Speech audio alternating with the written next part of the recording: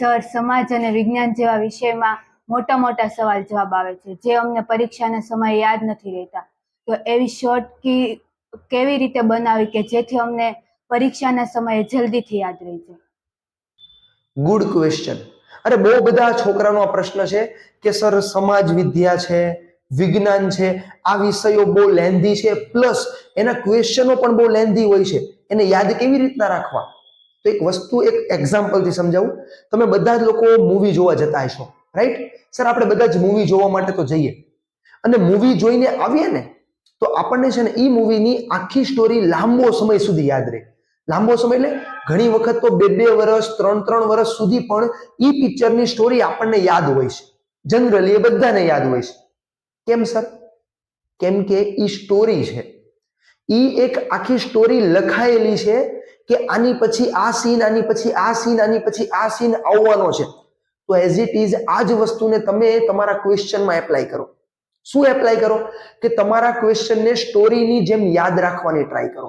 એ જો સ્ટોરીની જેમ યાદ રાખશો ને તો ગેરંટી સાથે એ તમને લાંબો સમય યાદ રહેશે. તો પાછો બીજો સવાલ થયો, સર બધા ક્વેશ્ચન તો સ્ટોરીની જેમ કેમ યાદ રાખવા? કદાચ સમાજમાં સ્ટોરીની જેમ યાદ રહી જાય, વિજ્ઞાનમાં શું કરવું? વિજ્ઞાનમાં સ્ટોરીની જેમ કેમ યાદ રાખવા? વિજ્ઞાનમાં તો આખું પ્રેક્ટિકલી હોય છે ને.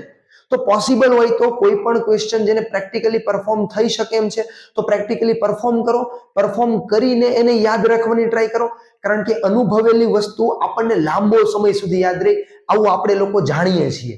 બરાબર છે ને?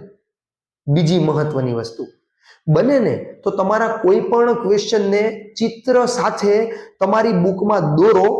બીજી વસ્તુ, ઈ ચિત્રને રંગબેરંગી પેનથી દોરો. કેમ ખબર છે? આપણને કલરિંગ વસ્તુ વાંચવાનો અને જોવાનો બહુ શોખ હોય. કલરિંગ વસ્તુ હોય ને, કલરની રંગબેરંગી, એને આપણે વધારે સમય જોવાનું પસંદ કરીએ. બ્લેક એન્ડ વ્હાઈટ પિક્ચર હોય અને રંગીન પિક્ચર હોય, કયું જોવાનું પસંદ કરશો વધારે?